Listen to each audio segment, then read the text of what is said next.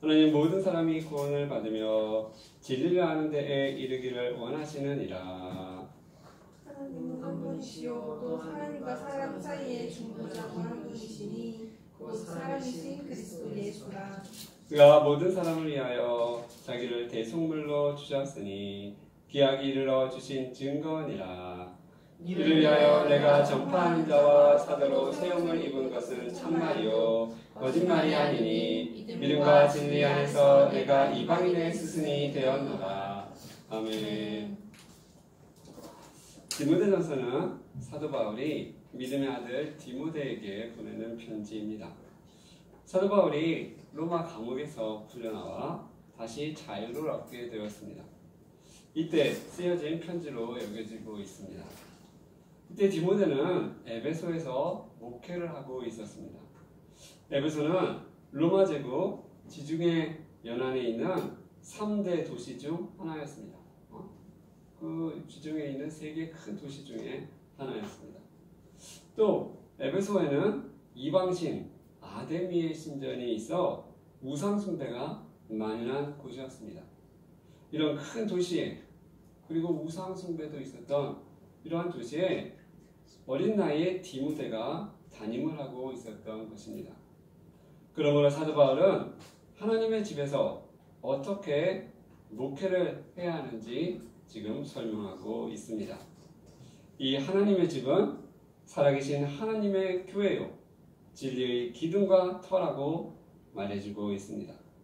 다시 말하면 교회는 살아계신 하나님의 교회요 진리의 기둥과 토대라는 것입니다. 진리와 진실의 바탕은 교회에 있다는 것입니다. 세상 어느 기관, 단체, 정부의 말보다 교회의 말을 믿는 것이 더 낫다는 것입니다. 교회가 진리의 기둥과 터라고 말씀하고 있기 때문인 것입니다. 우선 사도 바울은 디모데에게 다음과 같이 권면합니다. 2장 1절 제가 공독하겠습니다. 그러므로 내가 첫째로 권하노니 모든 사람을 위하여 간구와 기도와 도구와 감사를 하되. 모든 사람을 위하여 간구하라는 것입니다.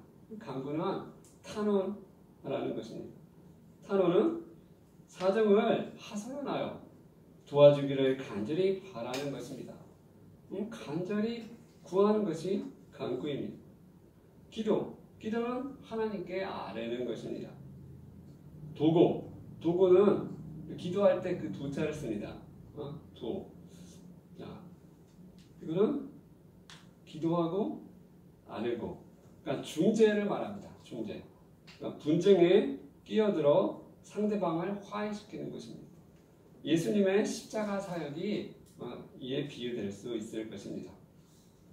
감사, 자신뿐만 아니라 다른 사람을 위해서도 감사하라고 말씀하고 있습니다.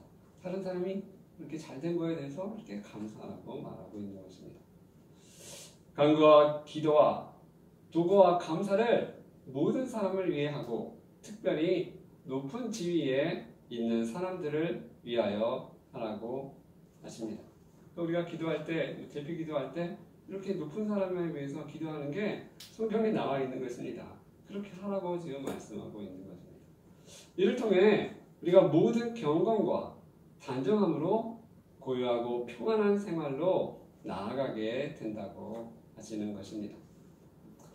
또한 하나님께서는 모든 사람이 구원을 받으며 진리를 아는 데 이르기 원하시기 때문에 이와 같이 하라는 것입니다. 여기 하나님의 마음을 우리가 살펴볼 수 있습니다. 하나님은 이스라엘 사람만 구원받는 걸 원하는 게 아니시라는 것입니다. 어떠한 특별한 부류만 구원받는 게 원하는 것이 아니라 이스라엘을 통해서 모든 사람이 구원받는 게 하나님의 뜻이라는 것입니다.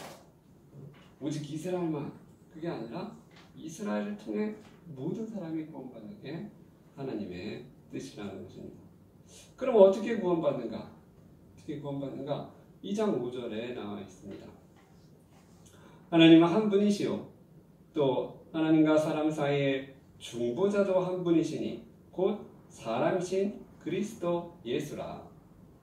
예수님을 통하여 구원받는다는 것입니다. 예수님, 여기 중보자라고 나와 있죠? 중보자는 사이가 멀어진 사람을 화목시키는 역할을 하는 사람이 바로 중보자입니다. 중재와 거의 같은 그런 의미인 것입니다. 사이가 멀어진 사람을 화목시키는 것, 이게 바로 중보자인 것입니다. 이게 바로 예수님이시라는 것입니다.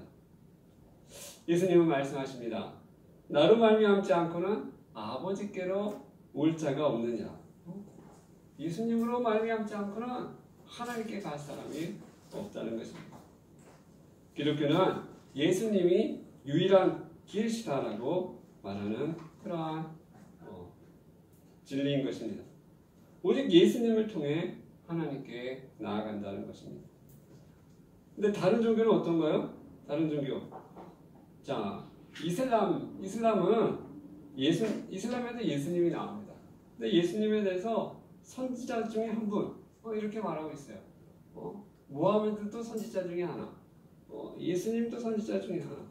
그렇게 선지자 중에 하나로 이렇게만 해석이 되고 있는 것입니다. 불교에는요? 불교에는 예수님이 없어도 높은 경지에 이를 수 있다라고 이렇게 가르치는 것입니다. 유대교는요? 유대교는 아직 구원자가 오지 않았다. 메시아 구원자가 아직 안 왔다. 이렇게 지금 믿고 있는 것입니다. 그럼 유교는 어떤가요? 유교는 죽음에 대해서 말하지 않습니다. 삶에 대해서 말하지 죽음에 대해서 말하지 않습니다.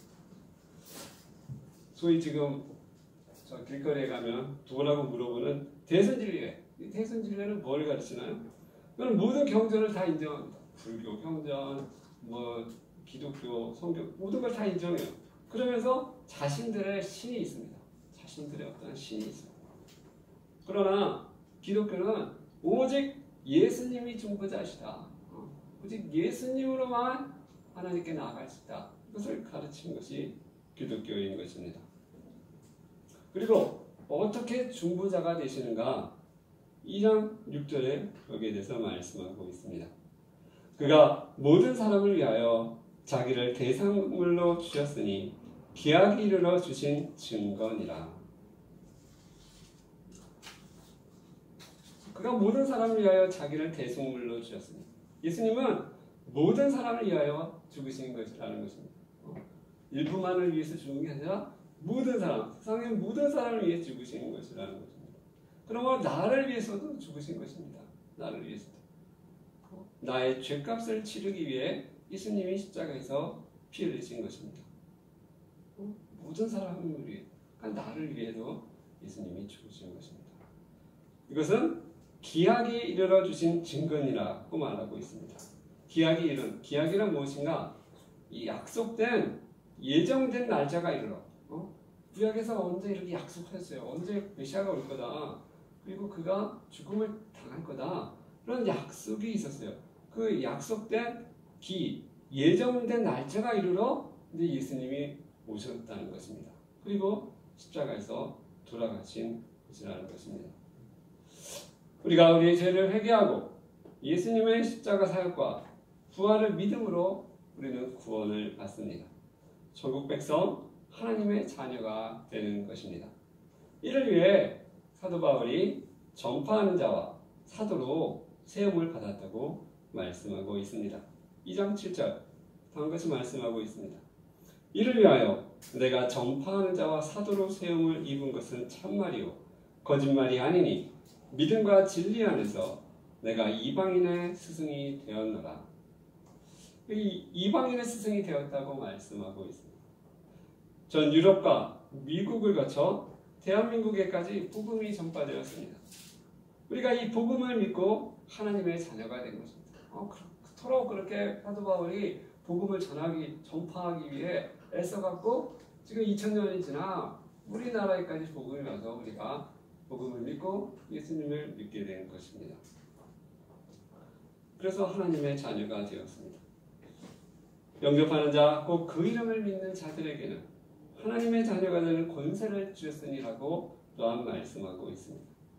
우리도 이 복음을 이웃과 이웃 나라에 전해 주어야 하겠습니다.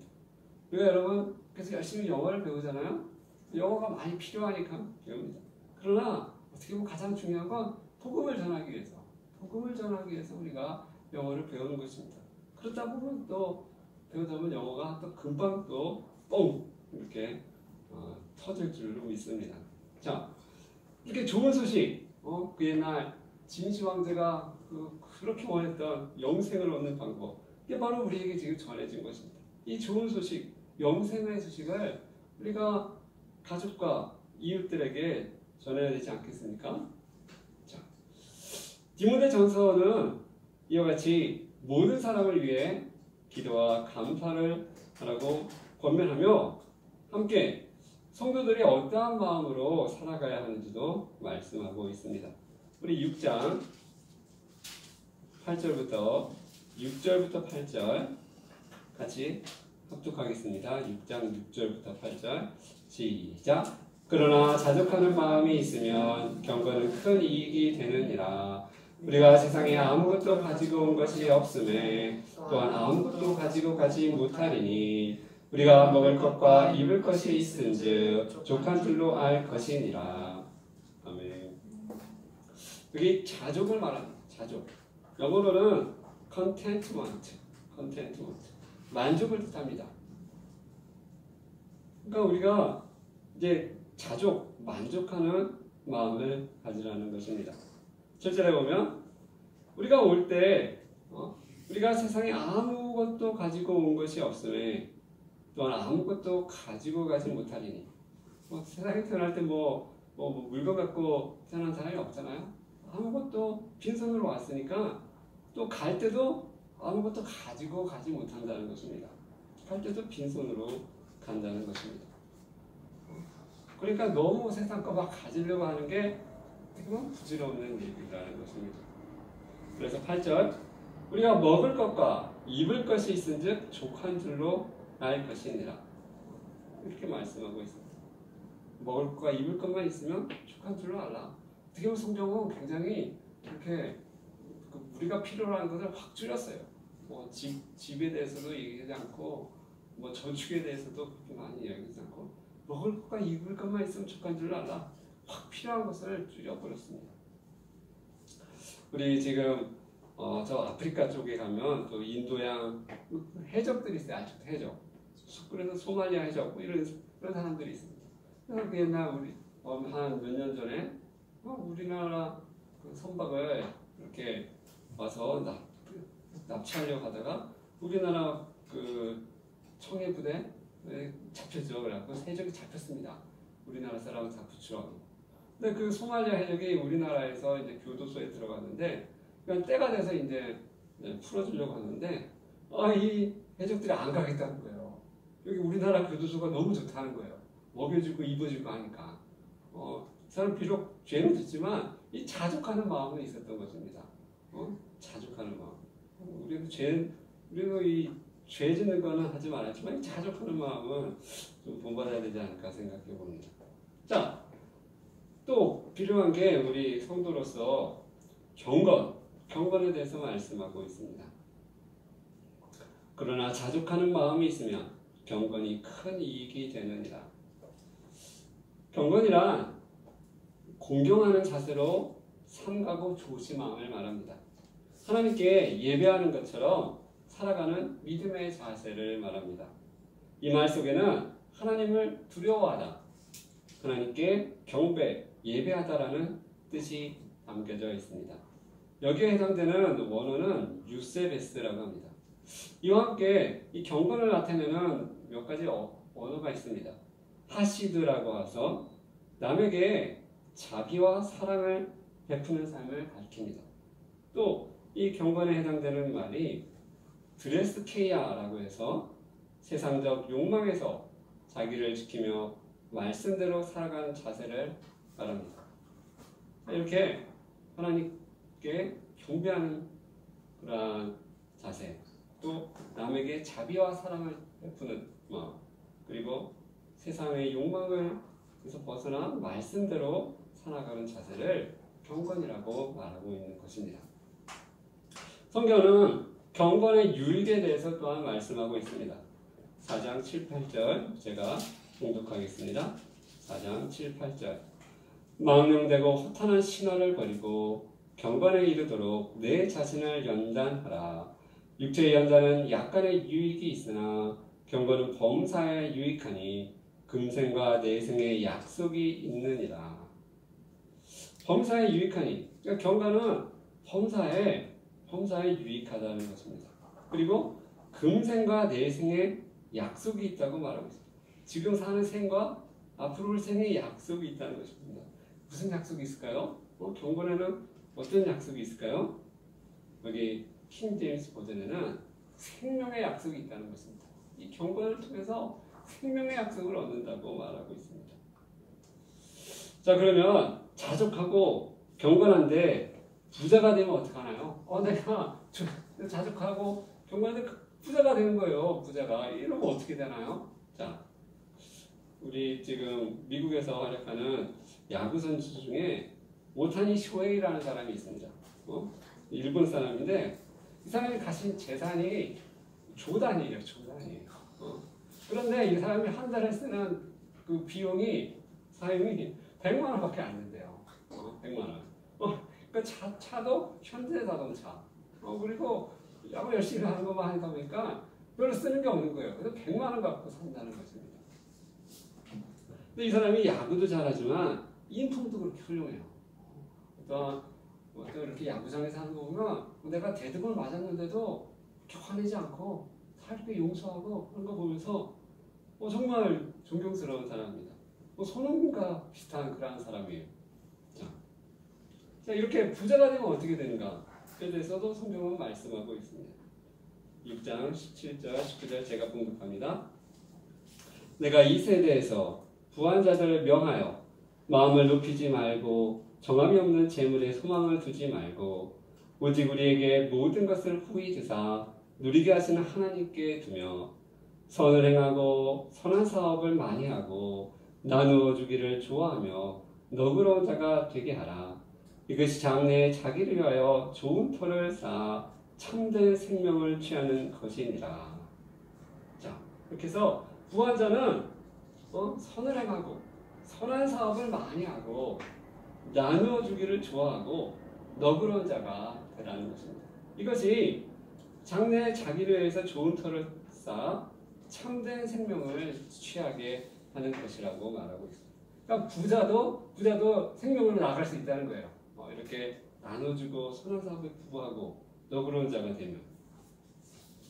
자, 오늘 말씀을 요약하겠습니다. 사도 바울은 젊은 디모데에게 모든 사람을 위하여 기도하라고 권면하고 있습니다.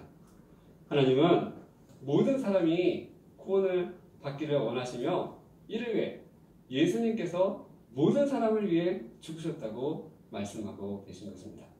모든 사람을 위해, 나를 위해 예수님이 죽으신 것입니다. 그래서 모든 사람이 구원의 길이 열려 있어요. 하나님이 모든 사람이 구원받기를 원하고 예수님이 모든 사람을 위해서 죽으셨기 때문에 모든 사람에게 구원의 길이 열려 있는 것입니다. 우리는 이 예수님의 이 대속의 죽으심과 부활을 믿어 구원을 받은 것입니다. 회개하고 복음을 믿어서 구원을 받은 것입니다. 그리고 성도의 마음가짐으로 자족과 경건을 말씀하고 있습니다. 경건은 하나님을 공경하며 공경하는 마음으로 살아가는 것입니다. 이것은 또한 자비를 실천하며 말씀에 순종하는 것입니다. 이 경건에 생명의 약속이 있다고 말씀하고 있습니다. 경건하면 막 내가 놀지도 못하고 막 하는 것 같지만 생명의 약속이 있다고 이렇게 말씀하고 있는 것입니다.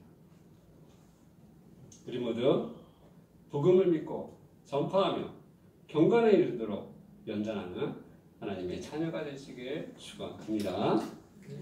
말씀을 생각하며 기도하시겠습니다.